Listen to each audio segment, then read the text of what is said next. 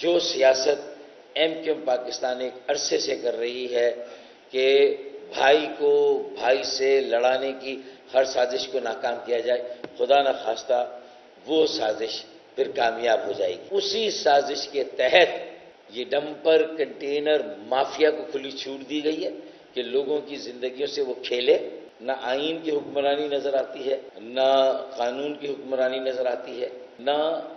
آئین، قانون اور حکومت کی عملداری کہیں نظر آتی ہے کہ ہم سب کے ہاتھوں سے جو پرامن سیاست کہ ہم دعوے کر رہے ہیں، ہم سب پیچھے رہ جائیں گے۔ پرامن سیاست کی باتیں کرنے والے، امن و راشدی کی باتیں کرنے والے سب پیچھے رہ جائیں گے، ماضی کا سیغہ ہو جائیں گے۔ جو اپنے ہاتھوں میں معاملات لیں گے پھر وہی رول کریں گے کراچی کی سڑکوں پر، اور یہ ہونے جا رہا ہے کہ ظلم اور ناانصافی کا یہ ناختم ہونے والا سلسلہ اتنا طویل ہے کہ اس کے لیے جتنی بھی پریس کانفرنسز کی جائے کم ہے۔ اور خاص طور پر بدقسمتی سے جو حکومت سندھ گزشتہ 16 سالوں سے بلا شرکت خیر صوبے پہ حکومت کر رہی ہے اور حکمرانی کی آڑ میں بدعنوانی، کرپشن، بدترین حکمرانی کو پروان چڑھا رہی ہے، انتہائی بے حسی اور مجرمانہ غفلت کا مظاہرہ کر رہی ہے، اس کے نتیجے میں جو اس وقت صورتحال ہے پورے سندھ میں، پورے صوبے میں اور خاص طور پر کراچی میں، میں سمجھتا ہوں کہ ایسا لگتا ہے کہ حکومت نام کی کوئی چیز نہیں ہے، اور کہیں پر کوئی نہ آئین کی حکمرانی نظر آتی ہے، نہ قانون کی حکمرانی نظر آتی ہے، نہ آئین، قانون اور حکومت کی عملداری کہیں نظر آتی ہے۔ یہ ساری چیزیں فارغ ہیں۔ اچھا، اس کی سب سے بڑی مثال انتہائی بہیمانہ طور پر بے دردی کے ساتھ، بے رحمی کے ساتھ جو 100 سے زیادہ کراچی کے شہری یہ جو ڈمپر کنٹینر مافیا، دیکھیں اس سے پہلے بھی کراچی میں ایک ٹرانسپورٹ مافیا ہوتا تھا، اسے یلو ڈیول کہتے تھے، پیلا شیطان، جس نے 1985 میں کراچی کی ایک طالبہ بشرا زیدی اور اس کی بہن نجمہ زیدی کو بے دردی سے کچلا تھا۔ بشرا زیدی اس میں جاں بحق ہو گئی تھی 1985 اپریل۔ نجمہ زیدی کو شدید چوٹیں آئی تھیں، اور اس واقعے سے کراچی کی سیاست، معاشرت اور جو یہاں کی ہم آہنگی تھی، ایک یہاں کی معاشرت تھی، اس میں تبدیلی آ گئی تھی۔ یہ میں نے اس لیے 1985 کا واقعہ کوٹ کیا ہے کہ اس وقت بھی کم و بیش کراچی کی وہی صورتحال ہے۔ ایک ٹکنگ بامب ہے جو کسی وقت بھی ایکسپلوڈ ہو سکتا ہے، ایک لاوا ہے جو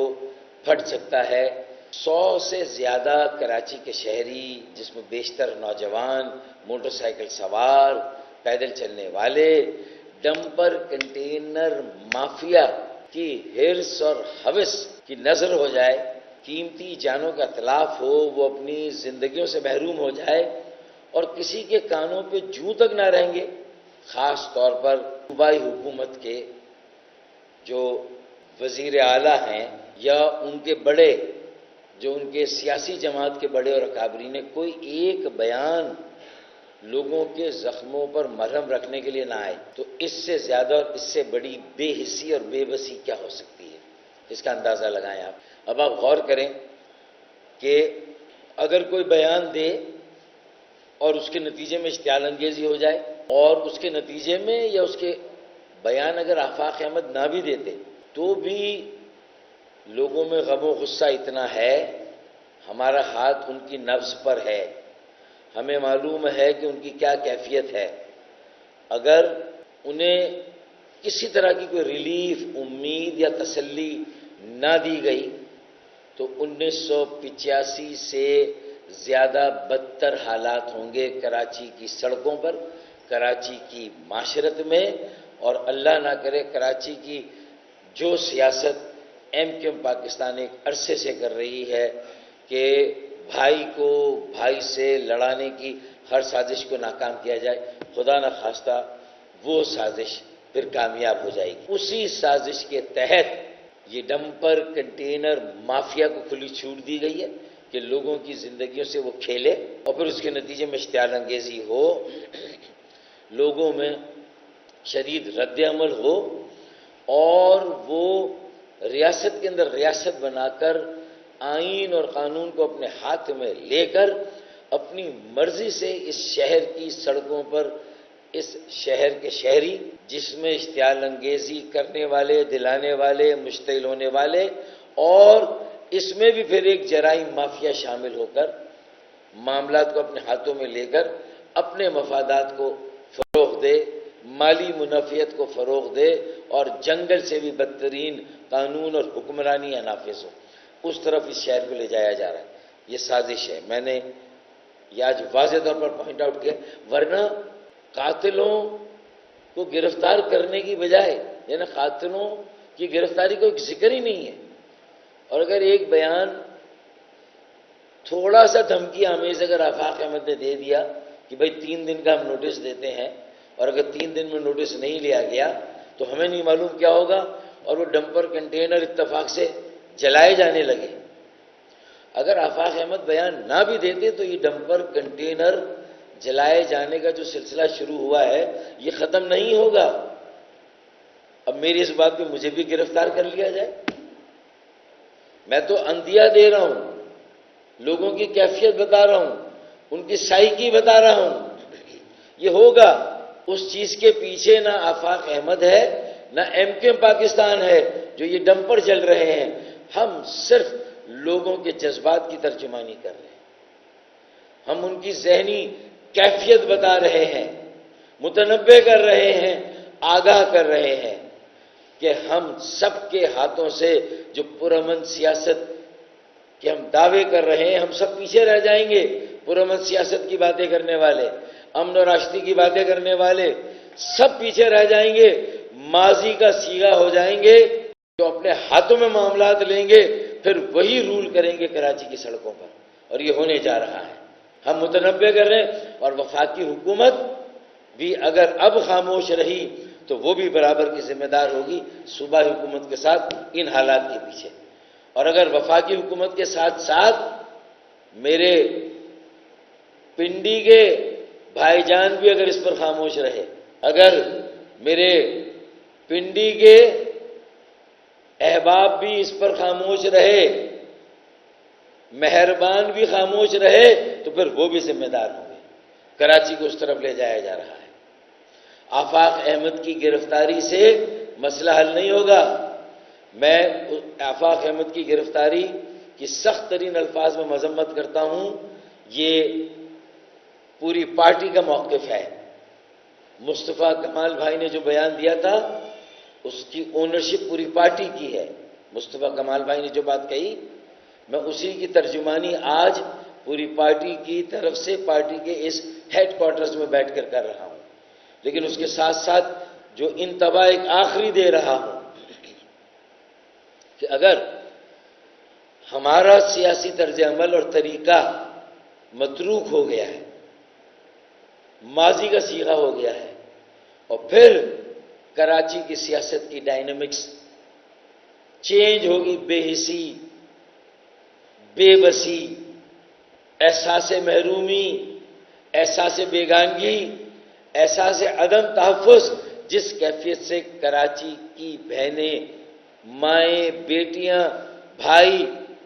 اور بزرگ گزر رہے ہیں، اگر اس کو ایڈریس نہ کیا گیا تو پھر داستان تک نہ ہوگی۔ داستانوں میں اس مرتبہ کراچی، اللہ نہ کرے، اللہ نہ کرے، اللہ نہ کرے میرے منہ میں خاک، بیروت ایک وقت کا بیروت تھا اور 85 کا کراچی تھا، اس سے بھی بدتر صورتحال میں جانے کے لیے آثار نظر آ رہے ہیں۔ اگر آج یہاں ریورس گیئر نہیں لگایا گیا، لوگوں کے زخموں پر برہم نہیں رکھا گیا، اس وقت ایم کیو ایم کو گھسیٹا گیا تھا ایک لسانی فسادات کی طرف، جو کہ ایم کیو ایم کی پالیسی نہیں تھی. عوامی سطح پر مہاجر پختون، مہاجر پشتون بدترین فسادات کرائے گئے تھے. بھائی کو بھائی سے لڑایا گیا تھا. ایک بار پھر یہ مہاجر پٹھان گئے، مہاجر پختون گئے، فسادات کا اسٹیج تیار کیا جا رہا ہے. مجھے نہیں معلوم کہ اس کے پیچھے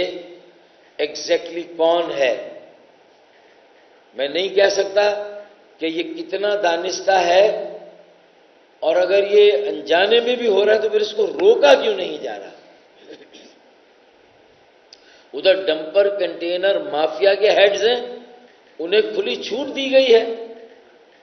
کہ وہ لوگوں کو کچلے، ان کی جانوں سے کھیلے، اور اس کے بعد اگر اس پر کوئی ری ایکشن آئے تو وہ پھر دھمکیاں دے. یہ وہی لوگ ہیں جو پاکستان کی سابق کرکٹ ٹیم کے کپتان کے ساتھ کھڑے تھے ایک وقت میں. یہ ڈمپر کنٹینر مافیا یہ جو سرغنہ ہے یہ وہاں کھڑا تھا ان کے ساتھ، کینڈیڈیٹ تھا ان کا. اس کا مطلب یہ ہے کہ انہیں بھی اپنی صفوں کو ٹٹولنا ہے. یہ مافیاز مختلف سیاسی جماعتوں میں اپنی جگہ بناتے ہیں. پہلے یلو ڈیول مافیا تھا، اب ایک جائنٹ ڈیول مافیا ہے. ایک بڑا ڈیول مافیا ہے جو کراچی میں آ گیا ہے.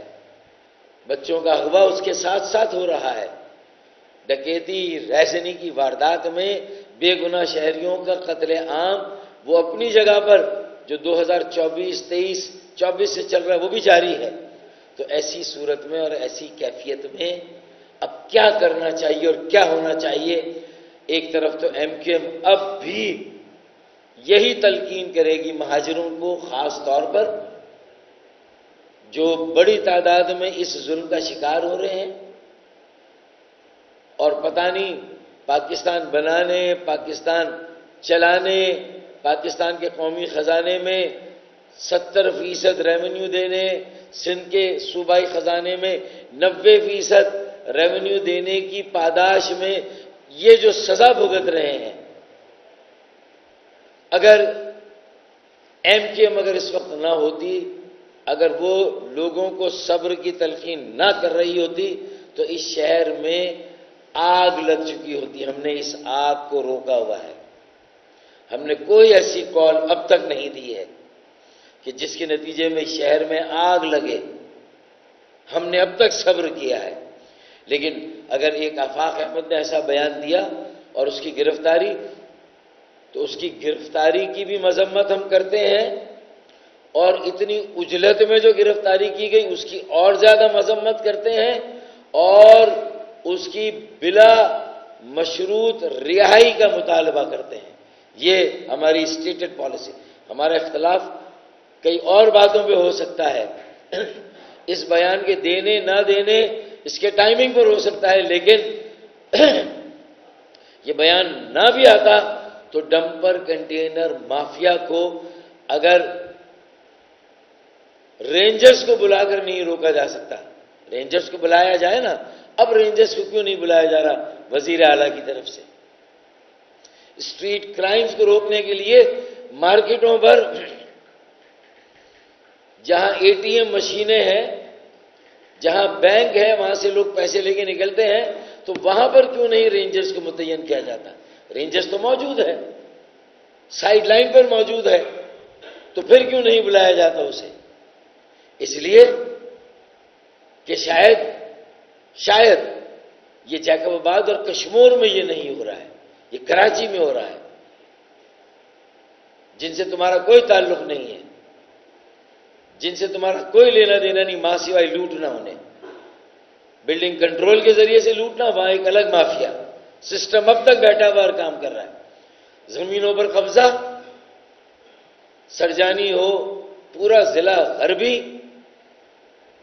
انکروچر لینڈ مافیا کی زد میں ہے. تعلیمی ادارے کراچی انٹرمیڈیٹ بورڈ اور میٹرک بورڈ کے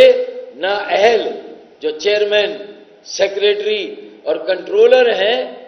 ان کے ظلم کا شکار ہو رہے ہیں، ان کے آگے ڈال دیا گیا ہمارے ہزاروں بچوں کو، طلباء اور طالبات کو۔ اب جامعات رہ گئی تھیں تو ان جامعات میں ایسے وائس چانسلرز چونکہ نااہل مل رہے، جو اکیڈمیا سے ہیں، جو تعلیم دان ہیں، ان میں سے تو مل ہی نہیں رہے، تو مل کون رہا ہے؟ نااہل۔ ہائی کورٹ کہتی ہے کہ یہ تو لائق ہی نہیں ہے، اس قابل ہی نہیں کہ یہ وائس چانسلر بنے، انہیں ہٹاؤ۔ تو سبکی ہوتی ہے، کنٹرولر ایگزامینیشن ہٹاؤ، نااہل ہے۔ تو انہوں نے کہا کہ بھائی جہاں بیوروکریسی کے ذریعے، افسر شاہی کے ذریعے ہم رول کر رہے ہیں پورے سندھ میں، اپنے حصے سے بھی کئی گنا زیادہ ہم لوٹ مار کر رہے ہیں، ہم اپنا حکم اور حکمرانی کر رہے ہیں، حکم چلا رہے ہیں، تو پھر اب جامعات میں بھی